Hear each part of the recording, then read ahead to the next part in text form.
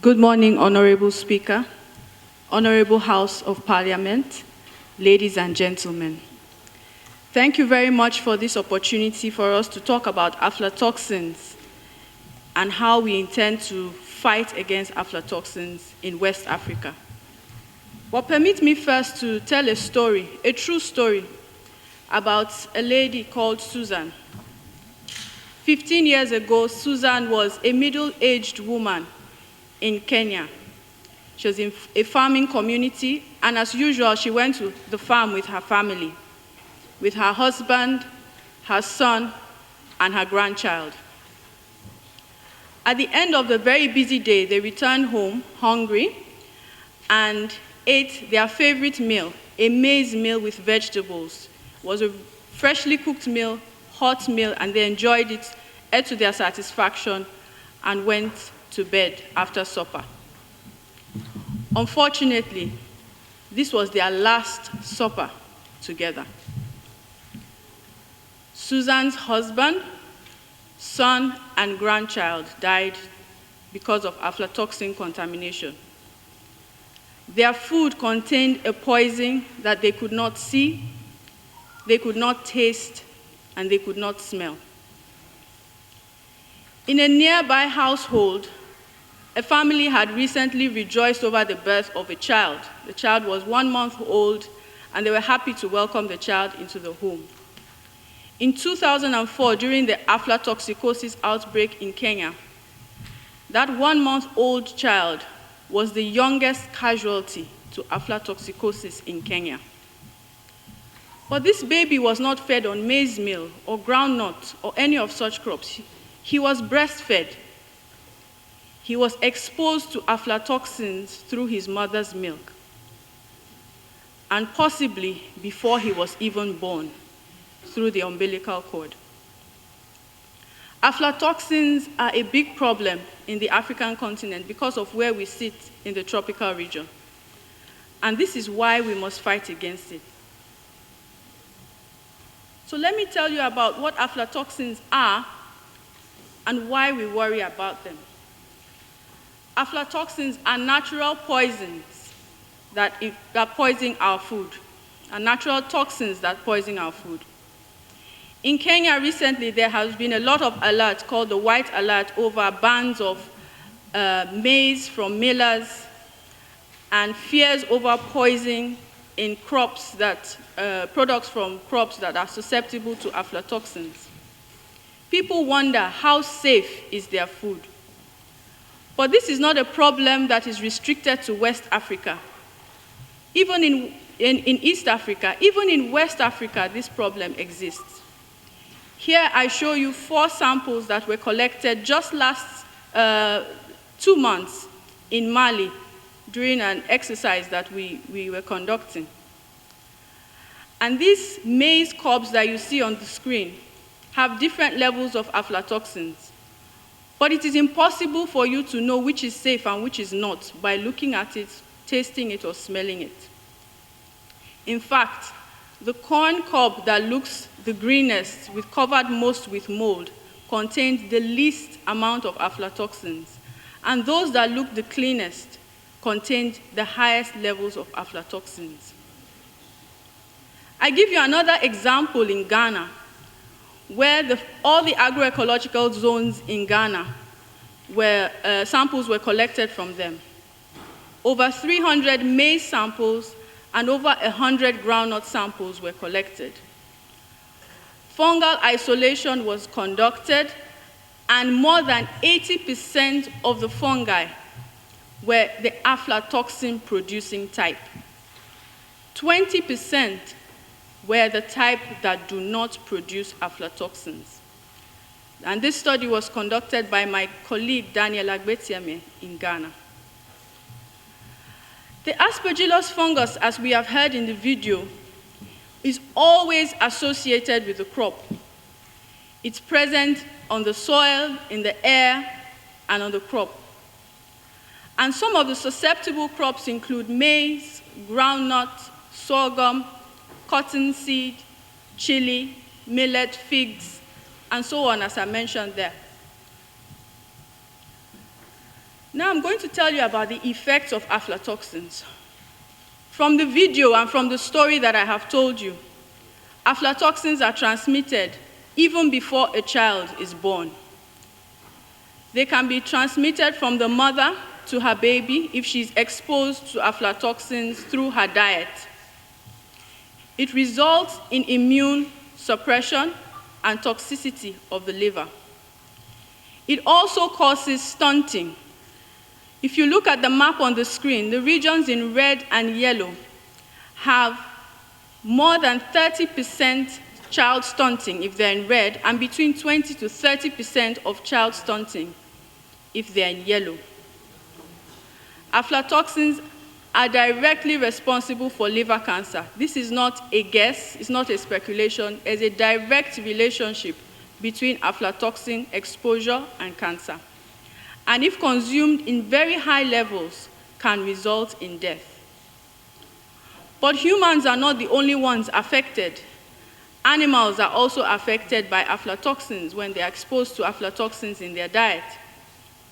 Their livers are damaged. They transmit the toxin through their products, whether it's milk or eggs or meat. We lose a lot in trade because of exposure of our crops to aflatoxins. We are not able to capture the market that exists, and over $670 million US dollars is lost because of our inability to trade with countries that have strict levels of aflatoxin regulation, which is usually between 4 and 20 parts per billion. I now welcome Dr. Chris to tell you more about the medical side of aflatoxin exposure in humans. Honorable Speaker, honorable members of Parliament, it's a pleasure to stand before you to discuss this very important topic on aflatoxin. As my colleague had already said, aflatoxin has very serious implications to health of adults, health of children, in fact, health of the general population. Exposure to aflatoxin can be both acute, either acute or chronic, and it can actually be both put together. When it is acute, it means very high dose of aflatoxin over a short period of time, like the young little baby in the story Titi told us. And as such high dose over a short period of time, children are usually the easiest casualties in terms of mortality. When it is little doses over a long period of time, the aflatoxin accumulates in the body. Aflatoxin affects almost all the organs of the body. It can affect the heart, the lungs, the kidneys, the liver, the intestines. It depresses the capacity of the body to resist illnesses. It leads to depressed immunity. It affects the ability of the intestines to digest and absorb food. And the major organ that is often affected by aflatoxin is the liver.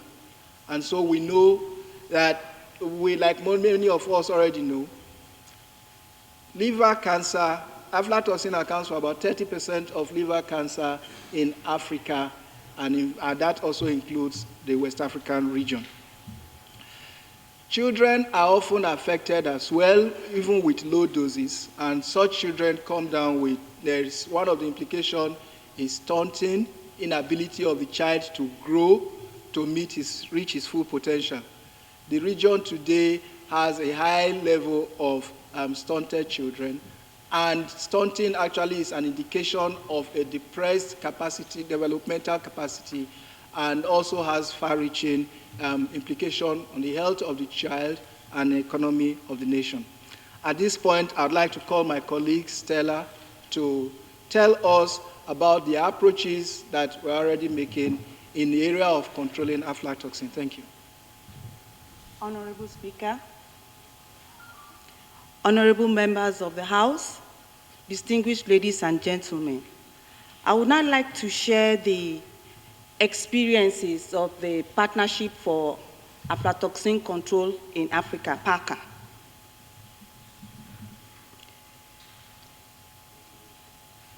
Now, aflatoxins, as has been highlighted, are one of the most pervasive food safety challenges in Africa. We have been told that it impacts on the public health, the trade and economy, and food and nutrition security, resulting in more than 30% of liver cancer cases in Africa being caused by aflatoxins. More than 40% of the commodities in our local markets exceed the maximum limits for aflatoxins. And of course, the loss due to export trade due to aflatoxin contamination of more than $600 million annually. Now, the prevalence of aflatoxins from our studies, the studies of the Partnership for Aflatoxin Control in its pilot countries have shown, I want to now base this on the West African region, have shown that more than 90% of the groundnuts in Gambia and the Senegal have very high levels of aflatoxins, reaching even more than 1,200 ppb, that is parts per billion. And more than 70% of the maize in these countries also have shown very high levels, exceeding 1,300 ppbs. And the allowable limit is 4 ppb for the total aflatoxins. Now, from the studies that have been carried out in breast milk and in cow milk, high levels of aflatoxins also have been indicated. These studies have been carried out in the continent. Also, studies have been carried out as biomarker studies in the continent in blood, urine, and the levels of aflatoxins have also been very high. Now, from a study, a total diet study, regional study, carried out by, with the support of FAO and carried out in 4 countries in the West African sub-region, Nigeria, Cameroon, Benin, and Mali. We observed that the aflatoxin content was very high. And the results here shown are the results for aflatoxin B1. Aflatoxin B1 have been recognized as the most potent naturally occurring carcinogens. And if you look at the contents here, the aflatoxin B1 levels highlighted are quite high. And the limit is 2 ppb, or 2 microgram per kilogram. And so of the core foods tested, more than 80% of them contained aflatoxin B1, meaning that most of the food that were analyzed during this total diet study means the whole gamut of what we eat was tested in this area, and it was quite high. And therefore, we need to think of what to do. But first of all, we need to find out what are the factors that are contributing to these aflatoxin issues. The major thing is the conducive climatic conditions that we find ourselves in, our countries and the whole of Africa. Then the traditional crop production and post-harvest practices that is commonly used in our sub-region. Another contributing factor is the food insecurity and the limited dietary diversity. Most homes eat maize, morning, day, and night. It is our staple. Then the low awareness of the problem is a critical issue, the critical challenge. Then there is the weak institutional capacity. Many countries hardly have the policies, neither do they have the regulations, neither do they even put the research that is existing into use. And then the aflatoxin issue, being a very complex problem, makes even targeting interventions difficult. This particular situation is aggravated by poorly coordinated responses. Now, in combating aflatoxin or in managing aflatoxin, we need to approach it in an integrated manner. This integration would have to have it comes in a bag of tricks, which would include having technological solutions, creating awareness, having the regulations and standards in place, and making sure we have policies to drive these, and the institutional frameworks being available.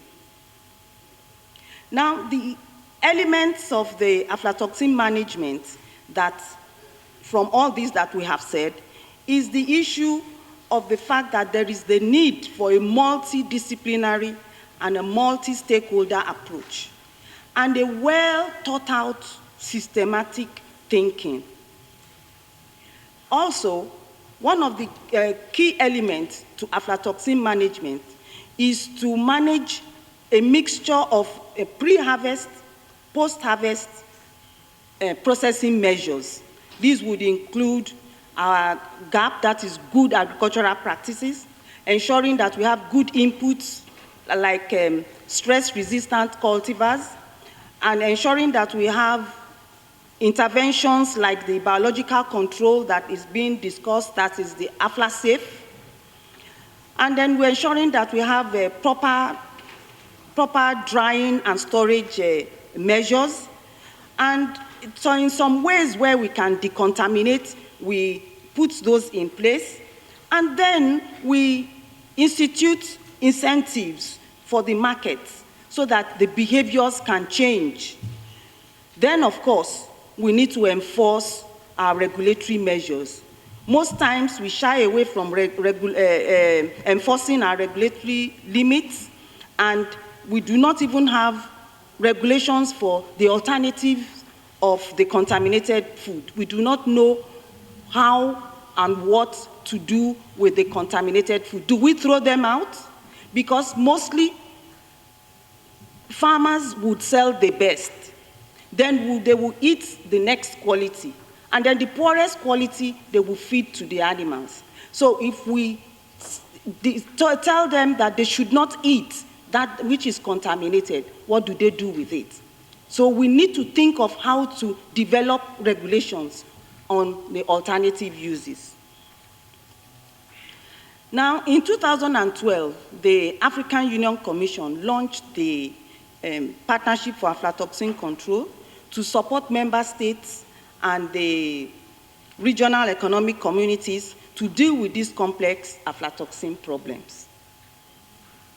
I will now call Titi to further give us more expose on the aflatoxin and the AflaSafe intervention. Thank you, Ma.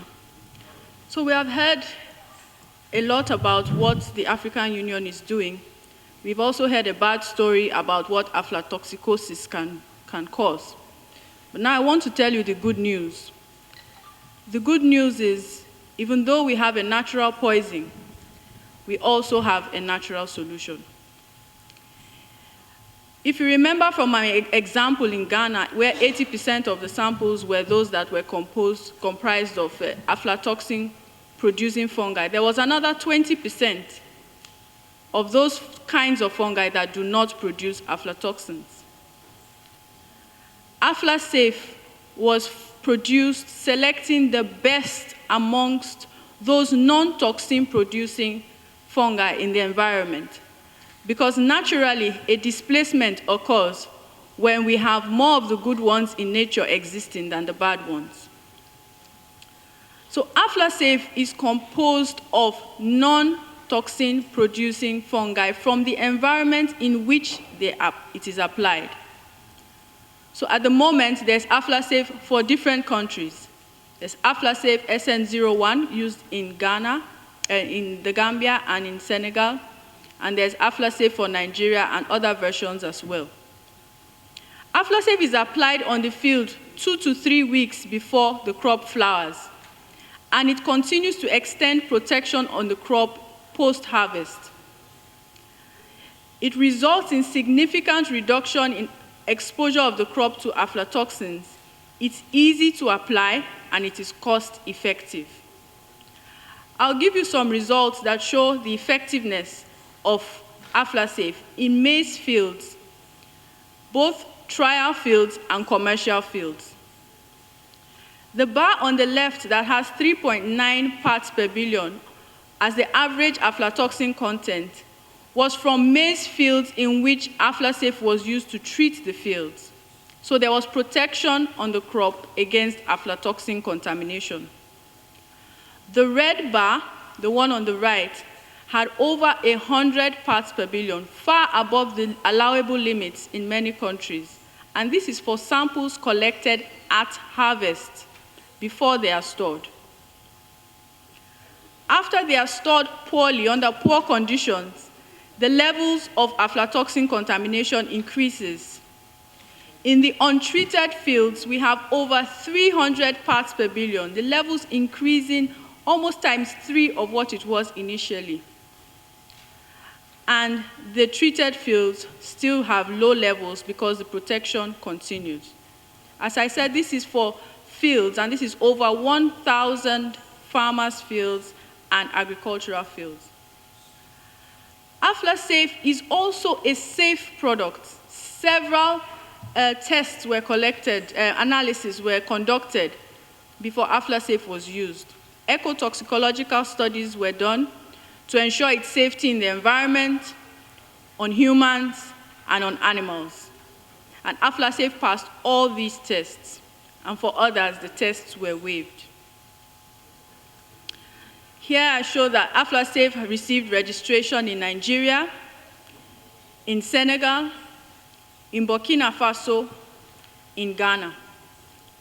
And before these approvals were given, we had to submit the results of over 4 years of study and a dossier that was composed of over 150 pages of documentation. AflaSafe also has the highest standard for food safety by the WHO standard.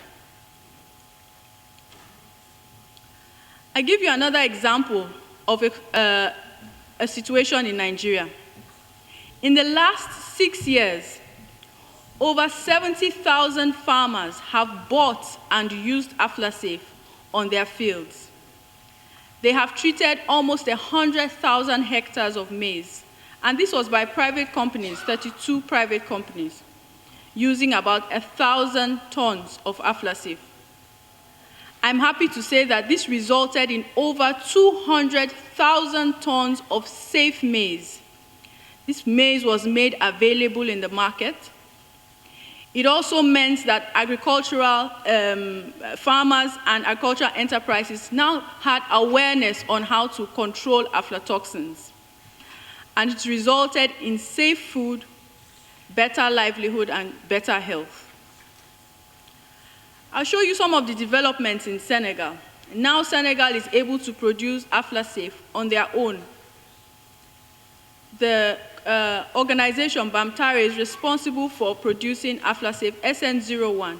And so those high levels that Mrs. Denloye showed you are reducing because control is occurring. They have quality control labs where they conduct their analysis, and this is to show you how they package AflaSafe in the factory in Senegal.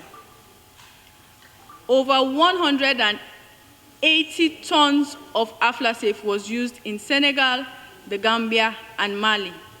to treat the fields. So now we have a solution that we can use to control aflatoxins. This results in none or very low aflatoxin levels on the field. Here we are talking about less than 4 parts per billion in treated fields compared to over 1,000 parts per billion in non-treated fields. The control of aflatoxins using biocontrol, in addition to other aflatoxin management strategies, is growing across Africa. I show you on the screen where AflaSafe is being used. The countries in green is where commercialization of AflaSafe has started, and it's growing into other countries. The aflasafe.com website is where you can get more information if you are interested. Because of AflaSafe, we are able to meet several of our Millennium Development Goals, protect the lives of our citizens, and tell a different story and help to change the story from one of sadness and sorrow to one of joy. I invite Mrs. Denloye to continue her presentation.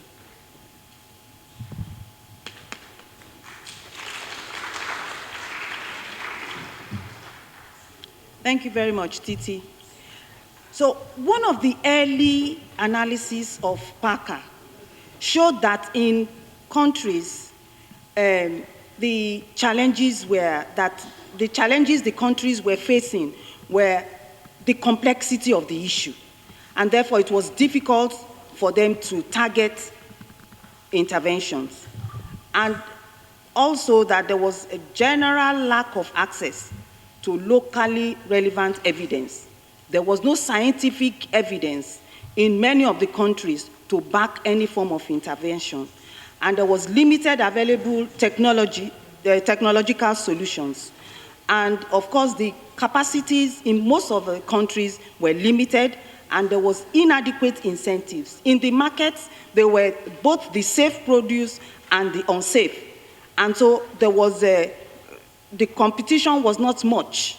And so there was no incentive to produce safe produce. And of course, there was limited government intervention.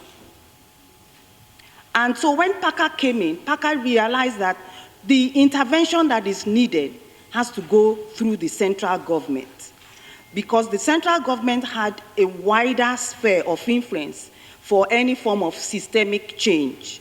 And therefore, PACA went straight to the central government with, of course, the collaboration of donors and other stakeholders to drive capacity building, awareness, the policy change that we are asking for, and any form of research and development, and of course, supporting trade and commerce. And so there were the 4 steps that PACA followed in this to drive this systematic approach. The first is to gather evidence, because the evidence is required to inform an action plan. And the next is to validate this action plan and ensure that it is aligned with the forecasting systems of the European Rapid Alert System. Again, another gap is the issue of affordability, accessibility, and the reliability of the test results for aflatoxin testing. Our laboratories are yet to be established. Reference laboratories are yet to be established within the sub-region. Then again, the issue of the systemic food safety control capacity is an issue. Food safety is fragmented. It has so many collaborators and coordinators, and so we need to align it. And again, there is the issue of enforcement, regulatory enforcement, which needs to be addressed. And the market incentives too within the region has to be addressed. There should not be a distinction between, there should be a serious distinction between the safe produce and the unsafe produce. And so we need to have some incentives in that area. Now, PACA has been working regionally as NS identified ECOWAS, supported ECOWAS in developing the ECOWAS CAP, and is supporting COMESA as well, and it's also building capacity within the region for sampling and testing, and for strengthening some value chains from aflatoxin prevention. Also, PACA is part of all this call has been called upon in the African Union to assist in the food safety index for the AU biennial review for agricultural transformation. We all know that there is this biennial review of African countries where they grade themselves on how well they are doing with regards to those criteria that will take the African member states towards the sustainable development goals. And now the food safety index has now been included in the biennial review, and PACA is supporting it. PACA also supported or was called upon to organize the first food safety, international food safety conference in the world. And PACA is also part of the development of the African Food Safety Agency, which is the next level for food safety issues in the African Union. Now, the main message we need to take away from today is that, one, despite the researches that we have done and the progress on practical mycotoxin control, there is still some issues that are elusive. We need to have evidence-based, country-led, and regional approaches towards aflatoxin mitigation. And this evidence-based must be properly financed.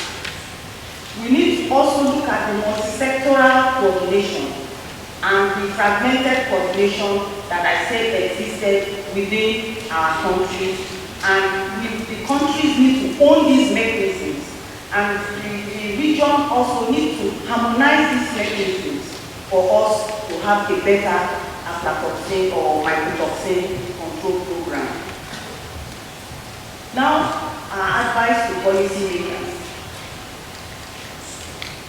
Our policymakers, we need to understand that aflatoxin issues or food safety issues are very closely linked to our public health issues, closely linked to our trade issues and other issues. And so we need to try as much as possible to try to understand what it's all about and to create an enabling environment for the government or the agencies to thrive. We need to advocate for policy change to deal with these food safety issues, especially aflatoxin. Then we need to ensure that appropriate resources are allocated for aflatoxin measures. Most times, aflatoxin or food safety issues are budgeted for, but the funds are not appropriated. And so we're using this forum to beg policymakers to please appropriate accordingly. There is need for this better management of the fragmented food safety control systems, as I said earlier. And all our decisions must be guided by scientific evidence. Then we need to have investments in risk-based national food control systems, like building reference laboratories within the region. That is for the nation. Now for regional. Our regional policy makers, we ask and crave your indulgence, and we ask that we should ensure that risk-based harmonization of standards and all protocols follow up towards aflatoxin control, especially towards the Africa Free Trade that we are all working at. We need to ensure that this malleable declaration of tripling African trade is a success. So, but if we do not address food safety issues, we may be going towards failure. We need to build capacity and establish regional laboratories to support the work of the food safety. And we need to support the regional action plan, that is the ECOWAS aflatoxin control action plan. Well, these are the documents that we have as evidence-based in case we need to go through these documents again to ensure that truly there is evidence. Because many times our policymakers don't, or some don't believe what we say, but these are the evidences that are available for you to use. Thank you.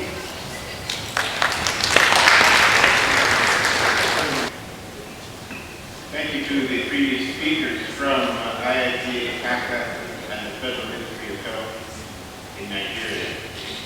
And permit me to read the summary.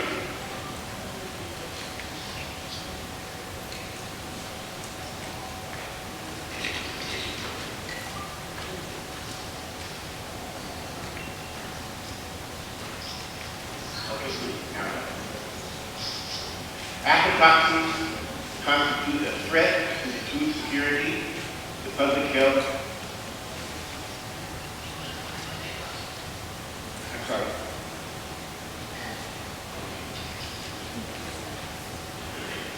Aflatoxins constitute a threat to the food security, the public health, and the competitiveness of exports.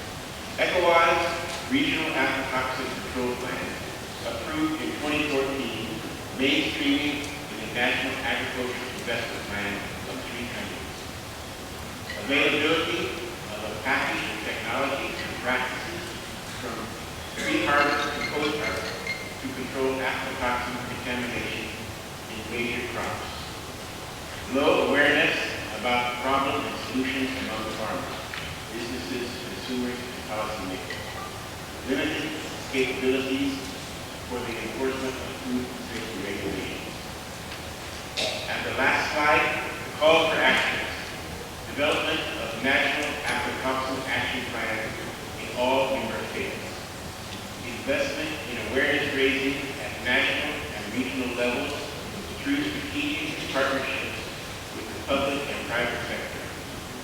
Harmonization and enforcement of food safety and quality regulations.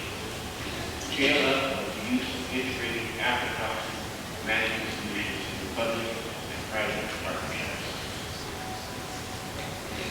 Honorable Speaker, honorable members of the House, distinguished ladies and gentlemen, thank you very much for your attention. Thank you very much, all the presenters. I will not want to waste much time, but before I hand over to the Honorable Speaker, I want to say that in 2020, the PACA program will be embarking on a scaling up phase. We're doing pilot in the 6 African countries, 3 of which were in West Africa, Gambia, Senegal, and Nigeria. 2020, we intend to scale up continentally, so the ECOWAS member states will benefit a lot. Also, the Deputy Director General has given a summary, and there is also a declaration which will be shared. The declaration contains all the key points he mentioned, and in the interest of time, we might not be able to read it because it's about 2 or so pages. But this declaration is important, and we will appeal to all the honorable members to pick up a copy that they can take home and advocate for some of the issues Dr. Ken has iterated. Without wasting much time, Honorable Speaker, I hand over this section to you, sir, to decide with the proceedings. Thank you very much.